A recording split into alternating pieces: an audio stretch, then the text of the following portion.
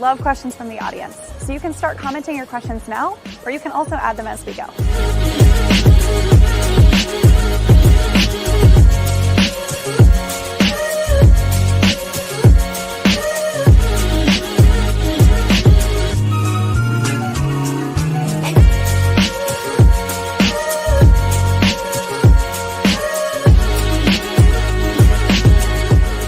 I'll be right back on to welcome our guests to the show.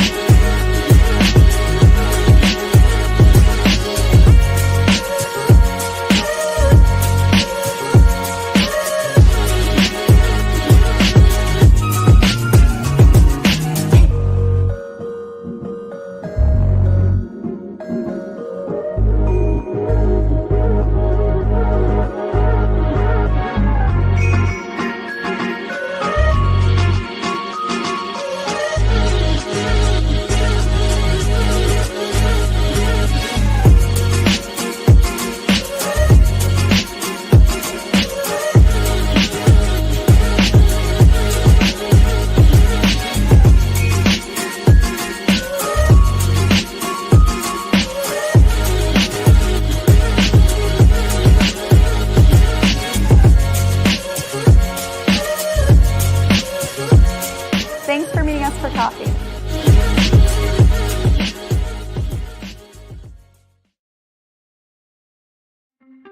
Watco Logistics makes supply chains simple. Whether it's rail, road, river, ocean, or intermodal, they manage your supply chain with efficiency and care.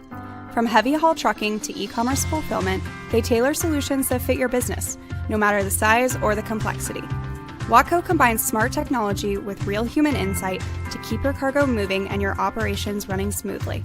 You can learn more about their full suite of services at watco.com/logistics.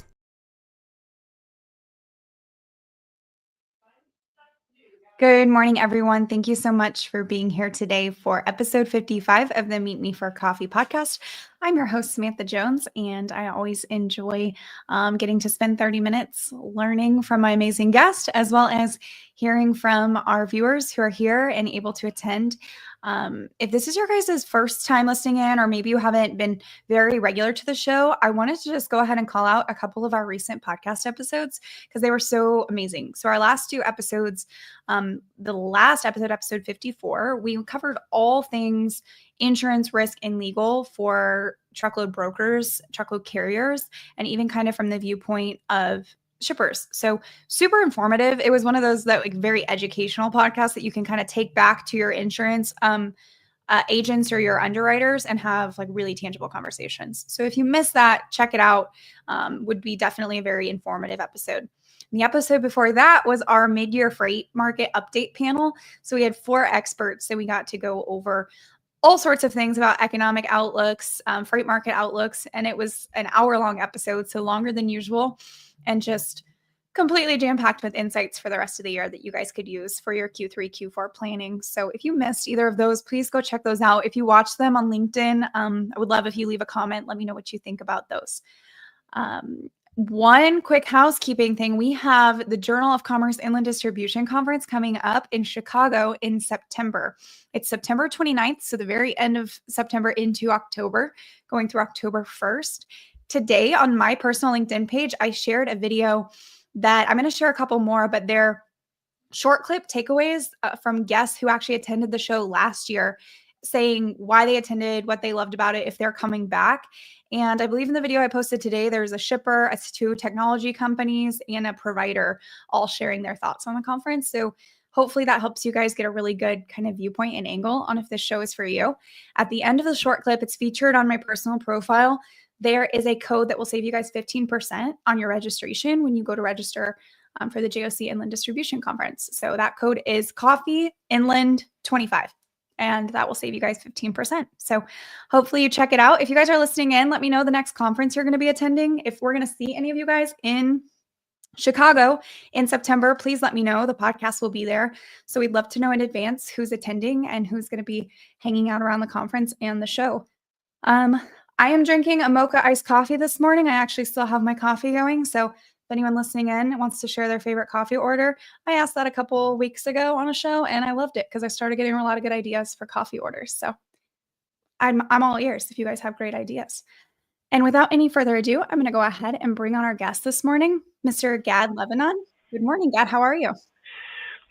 Thank you, Sam, for having me. I'm doing great. Absolutely. I'm actually, thank you for coming back to the show. It's been quite a while since we last spoke, but I think you were on, I think I tried to double check this and it was like a year and a half ago almost already. So I'm excited to get caught up and reconnected with you. Yeah, a lot happened in the world since then. Yeah. A lot has happened. Absolutely. Well, would you mind telling our guests a little bit more about yourself, kind of who you are, what you do, what your background is? Sure. So I'm an economist. I've been co-founded the Burning Glass Institute about 3.5 years ago, and I am the chief economist here. And before that, I worked at the conference board for many years.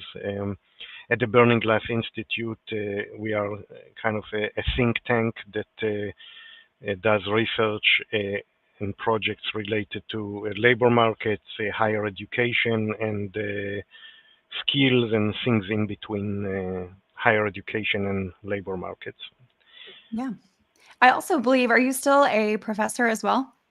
I am adjunct professor in NYU and teaching a class in the master's program there, in economics. Yeah. I love that. I always tell people that for as much as I talk about economics, I really enjoyed it in college, and I was like an A student and I got B's and C's in economics. So it didn't love me back as much as I loved it. So here I am today. This is why I go to the experts like you instead of me talking economics on the show. Well, thank you for the introduction. I kind of wanted to open by asking a question about some recent data that was released. I know that the Burning Glass Institute and you specifically do quite a bit of coverage about the labor market. And so I'm hearing a lot of noise right now as I'm working to write my market update report around kind of some mixed thoughts on the recent jobs data and the strength of the labor market. And so I'd love to hear just right off the bat your thoughts on the recent jobs data and what that might mean for the overall health of our U.S. labor market. Sure. So what was it was one of the jobs report that changed the perception of the economy and the labor market much more than most reports, and especially because of the revisions to the May and June data that essentially moved from solid to almost zero. I would say the report therefore was more indicative of what the real state of the labor market or of job growth was 2-3 months ago, less about what it is today. I think if you remember around April, the mood in the media and in general was very dark. People were sure we are about to enter a recession. Right. And I think it did impact hiring. If you were kind of pretty convinced we are entering a recession, it's not surprising that people delayed or canceled a new hiring. So I think if I had to guess, those months like April, May, June were the kind of the bottom, and I feel that the panic was mostly over, and now we are on a more solid footing.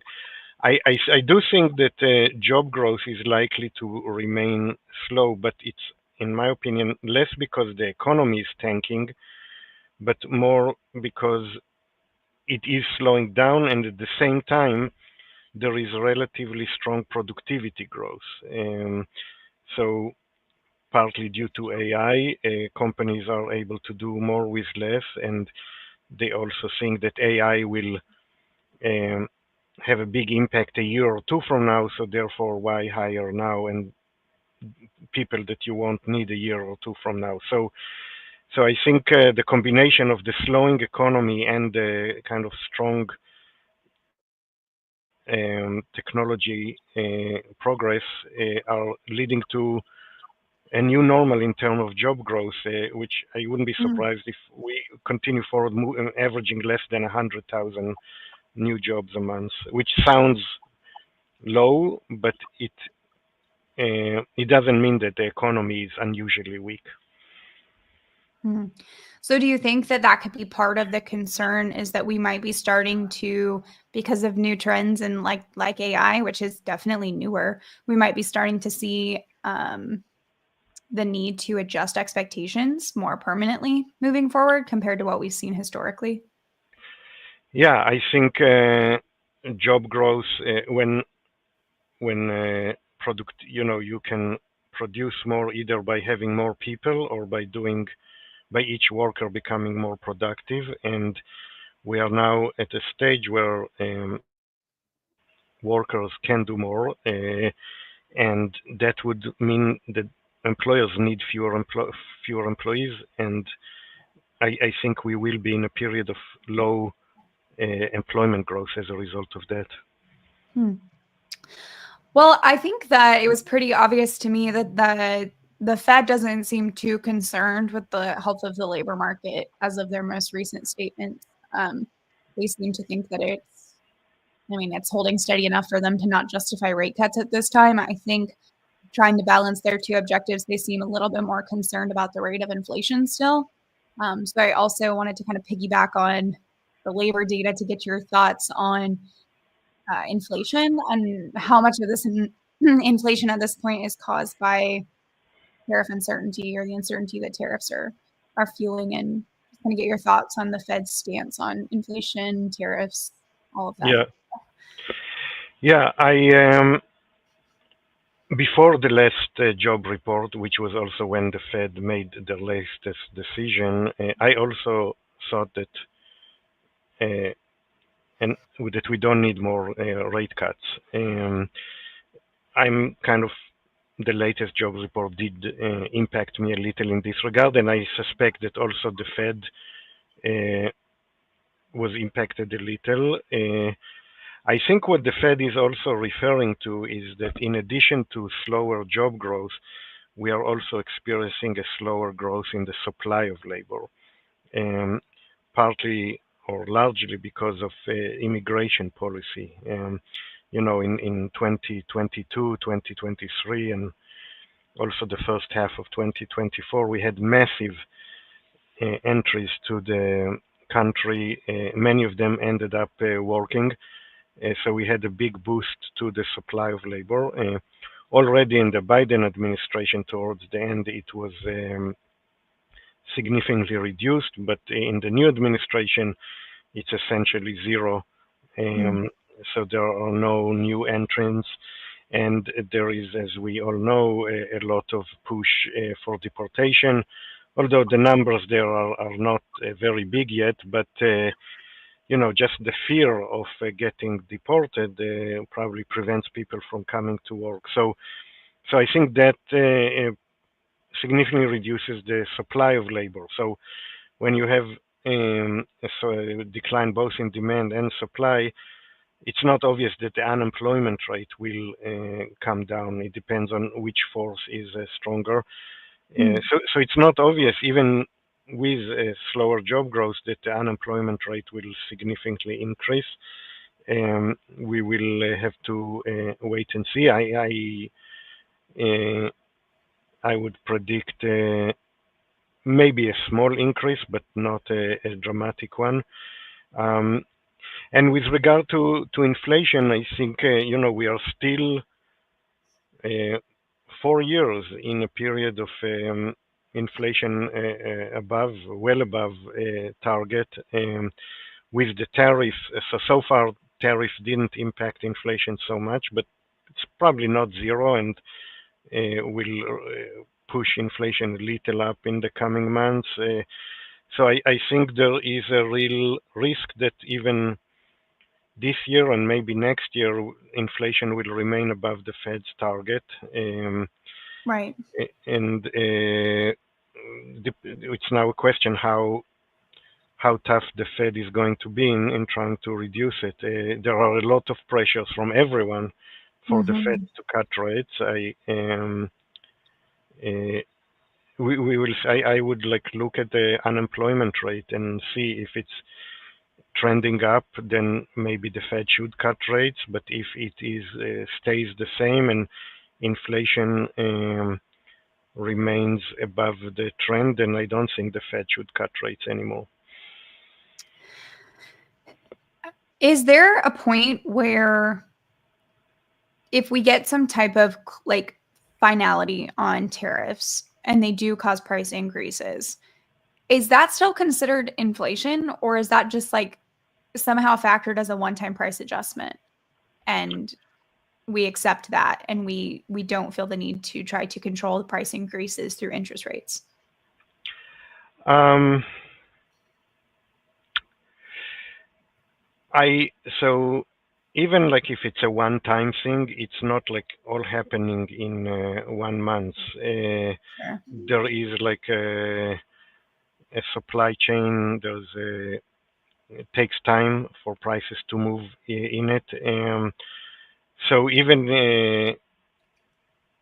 so even like if it's a one-time thing, it could still take a year or two for all the prices to move through the chain. Right. So I would view this as something that the Fed has to react to.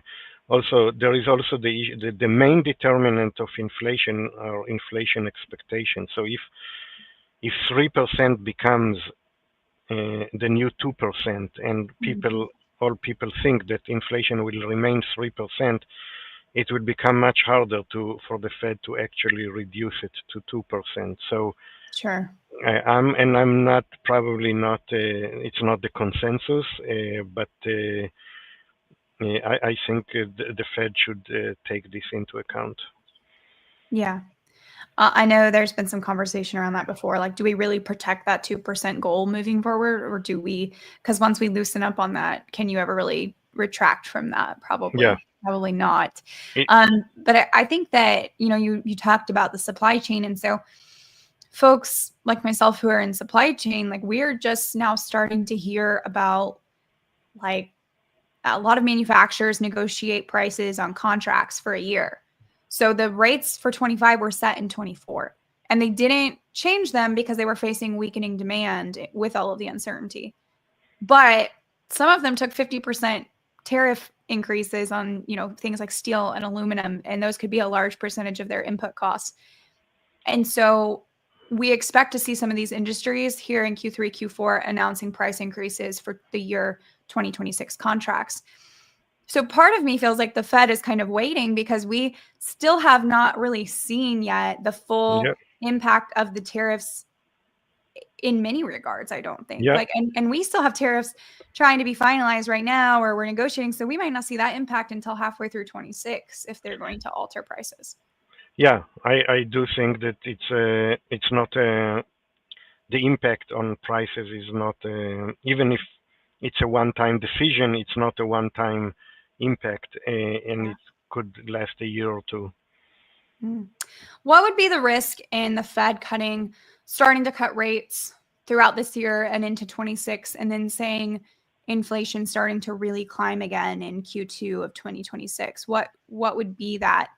Would there try to be like a clawback effort there where they would try to raise rates again, or would they just have to like let that play out? So in all of their communication, especially Powell, like I never heard them say that they gave up on the 2%. And I think he will have to. Well, by the middle of 26, he's probably not going to be there anymore. But um, yeah, so actually, by the time we get to the middle of 2026, there will be a new Fed chair. There also a few new governors. It could be that the whole priority and goals of the Fed would change by then. Yeah. Uh, my guess is that it would be a more relaxing policy then, and I think the market would probably and employers, businesses, they would all internalize that, and I think that could be bad news for inflation expectations. So I wouldn't be surprised if we have 3% inflation for quite a while. I would say in like the longer run, I'm a big believer in the impact of AI, and I think it will at some point, probably not in the next year, but beyond that, that AI will make things cheaper. So there will start to be like a downward impact on prices from AI and stronger productivity growth. But that's more I than. think I wrote about that kind of back in December because I brought up AI, and from my understanding, our current administration is trying to actually pave the way for AI to be more accessible and more and to develop faster. So I've considered that as part of the, create more products in America, and like we need to be more productive in America in general to be able to strengthen our economy. So I think that there's kind of this push to accelerate AI in our even domestic production, and also just in the industries that we do really, really well that are like very more corporate in nature, like technology and health sciences and things like that here in the US. So I agree. Yeah. And I hope we can start seeing some more productivity. I think specifically in our spaces in freight, we're still seeing some struggle with the application of it, but it's all this trial and error trying to get it to actually be productivity enhancing instead of just more noise added into the operations. So I have high hopes for automation. Yeah. I think like 2 years ago, I thought that generative AI will mostly impact office jobs, but I'm hearing more and more about that it will revolutionize robotics as well. And I mean, look at the Amazon warehouses. They are becoming more and more automated. If every warehouse in the country becomes like that, that would be a big productivity push. I know it's not easy for a small warehouse to be automated like an Amazon warehouse, but this is the future. Yeah, absolutely. Interesting. Well, I saw something else I thought was really interesting. Your team has constructed a kind of like recession predictor model that you guys released, and I read through your last release and report on that a couple weeks ago.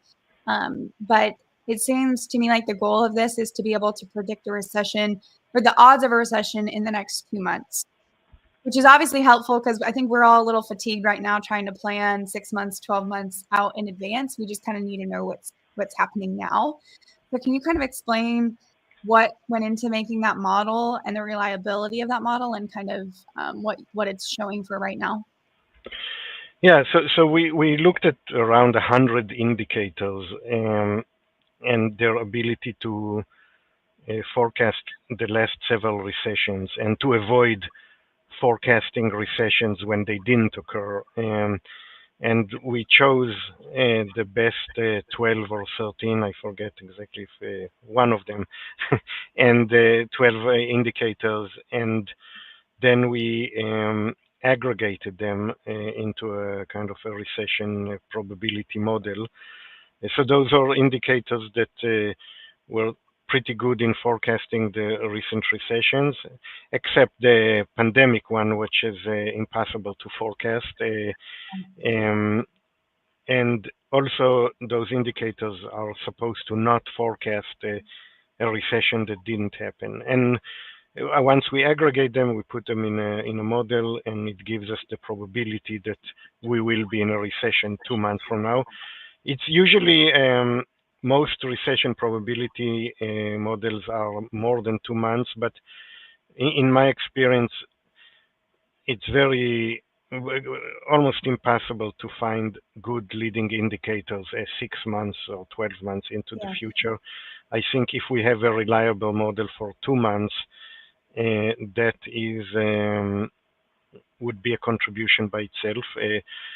It didn't. It showed a bit of like a jump in April, but still far from a probability that is a strong indicator of recession.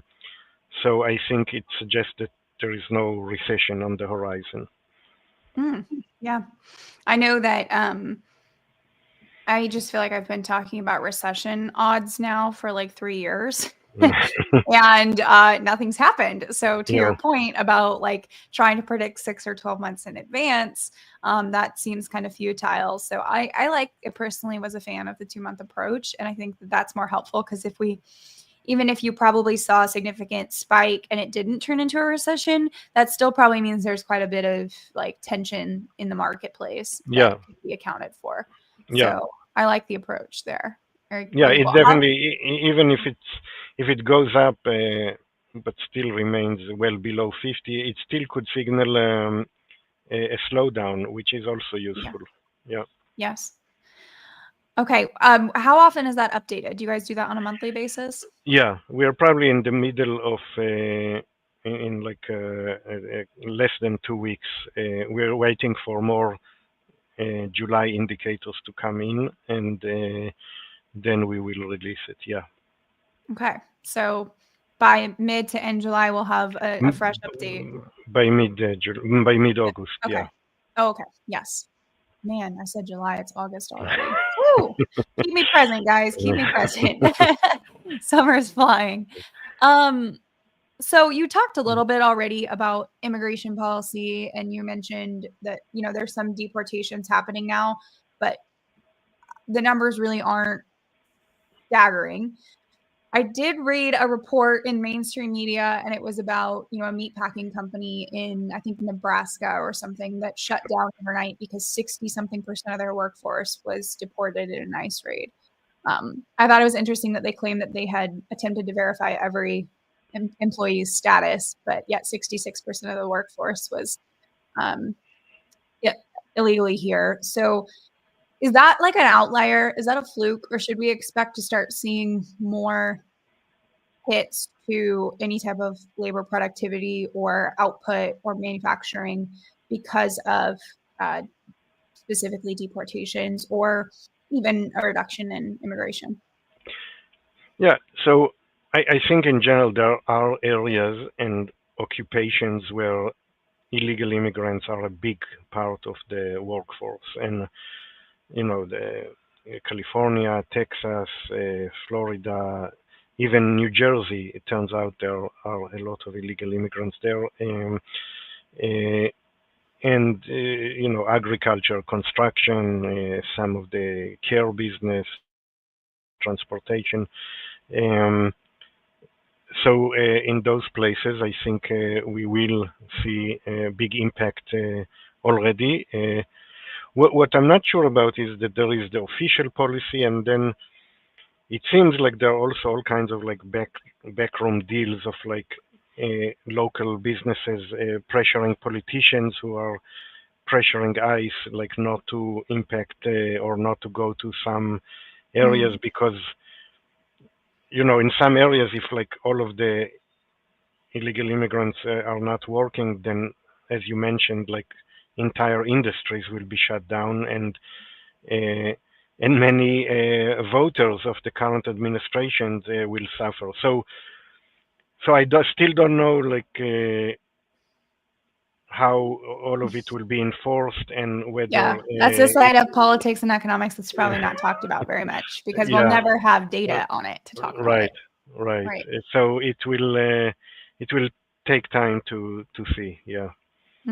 Okay. Um, last, I kind of have I have a couple more questions for you, but I think this one is something I've personally become more curious about over the years because I started this podcast, I think 3 years ago almost now, or 2 years ago. And over the course of time, I've realized that for the whole time I've had this show now, I keep hearing, this period is unlike any other period before, or we've never really seen these types of patterns and trends. And so it would seem to me that since 2020, so we're 5 years now, we haven't really been able to say this year is just like this year in history, and this is what we expect to happen.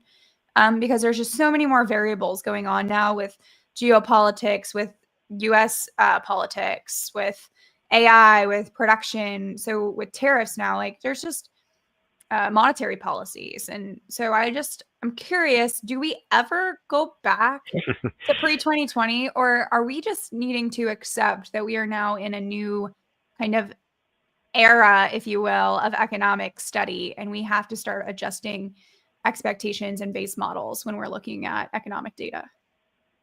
Yeah. Well, I think this year is really unusual. The combination of AI and the new administration, which I think it's fair to say is more impactful. One could argue positively or negatively, but it's definitely more impactful than most administrations. And um, uh, so I think it is a special year. I I do think also that AI is a bigger impact than most technological progress, and I think it would last for many, many years, like as opposed to, for example, automation in manufacturing or like the displacement of manufacturing workers and the productivity growth that we had between 95 and 2005. That was strong productivity growth, but for a period of 10 years. Um, I think we could be now in the beginning of a period of 30 years or even more of strong productivity growth because AI will get better and there is even if AI doesn't get better, we probably still have like a decade of just implementing and adopting the improvements in AI of the past 2 years. So, but AI will get better. So I think we could easily be in a period of 30 years now of rapid productivity growth, and by the end of those 30 years, the world would be very, very different than it is now. So I do And think, those 30 years you're saying might have started 2 or 3 years ago, right? So we could be yeah, 3 years into a new type of 30-year yeah, period of growth. Yeah. yeah, yeah. That's So, that's interesting. It's one of those when we, in 10, 20 years from now, we get to look back and say, yeah, we were working and navigating through that, and now we can look back and call it a certain time period yeah, in I history. remember when in late 2022 when I first got my hands on ChatGPT, I did feel like history is happening, and Huh, yeah, I think it is. Yeah. interesting. Um, Well, before we end this, is there anything else that you think maybe just we're not talking about enough, or it needs to be studied more? Or have you seen any interesting emerging trends, just anything across your work as a professor or with economics at the Burning Glass Institute? Is there just anything else that you'd like to kind of leave us with that you think is notable or fun? Well, I think all of those economic and labor market impacts will have already are having an impact on politics, and I fear that inequality, which is already perhaps the number one problem, will become even more severe and even more than just regular inequality, regional inequality. I think Mm. the main beneficiaries of AI are going to be owners and top employees in tech companies, and the rest of us will benefit less from that. Also, I think West Coast tech companies are going to enter more and more industries, and other companies will feel growing competition from that. Um, so I think this growing regional inequality and overall inequality is something that we should pay attention to. It's already had a big impact. Yeah. Look at And you that. say I mean, regional inequality, you mean like there are parts, geographical parts of the US that are currently, I guess you could say, contributing less to the US economy because their industries are suffering more than others. yeah, yeah. I think the West is growing faster than other parts because most of the tech is there. I think Mhm. the Midwest is. You are from the Midwest, so you're probably like I wouldn't shock you by saying that it's an area that region that suffered a lot, and because of the decline in manufacturing. But it's also sad that um, it seems like tech skipped the Midwest. It's mostly in the West, a little in the Southeast, yes, a little in the Northeast. In the South, there are here and there areas of tech hubs, but the Midwest, for the most part, didn't pick up on that strong enough, Mhm. and I think it's a problem. I think potentially in time, and that's the problem, in time, we could see a lot of strengths of the Midwest and even like parts of the Northeast are this industrial manufacturing. But I live in Kansas, and in DeSoto, Kansas, we have a giant plant that just opened, and I believe I want to say it's chip manufacturing, Mm, so semiconductor chips. okay. And I mean, it was a massive plant, a massive employment project to a smaller town in Kansas, right? But ultimately, it's stemming from the advanced technologies that are growing across the US. So I think maybe I'm optimistic here, but in time, we could see companies taking advantage of the labor that's available in the Midwest, the physical space that's available to build these.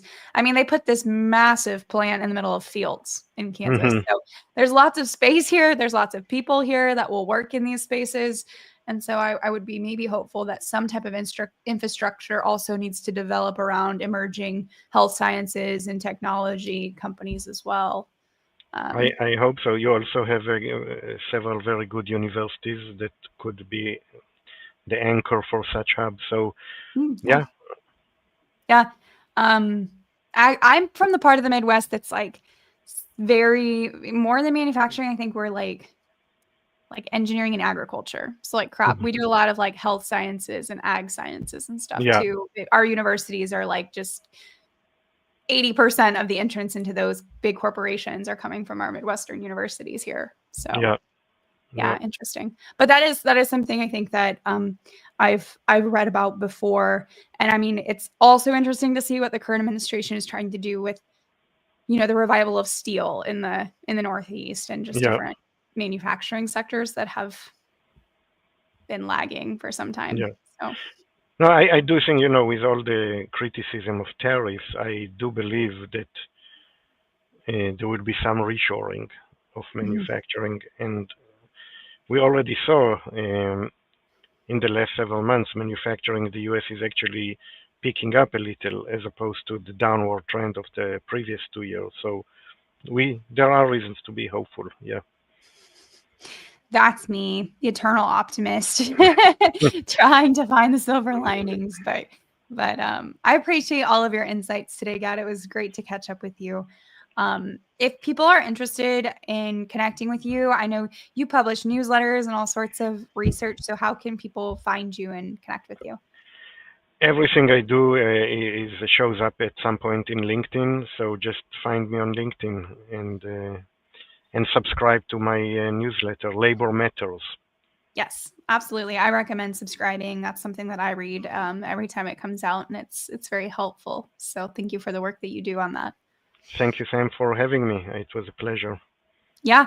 And thank you to everyone who was able to join us today to listen in to the conversation. We appreciate you guys being here to meet us for coffee today. Thanks so much for meeting us for coffee. I'm so excited to be partnered with Watco as our show sponsor. Not only was Watco founded in my home state of Kansas, but the solutions they provide are, in my honest opinion, unmatched. If you have questions about Watco, you can scan this QR code to connect, check out the link in the episode description, or you can shoot me a message on LinkedIn directly, and I'm happy to talk more. If you enjoyed today's show, I'd love if you could leave a rating on your platform of choice. We'll see you next time.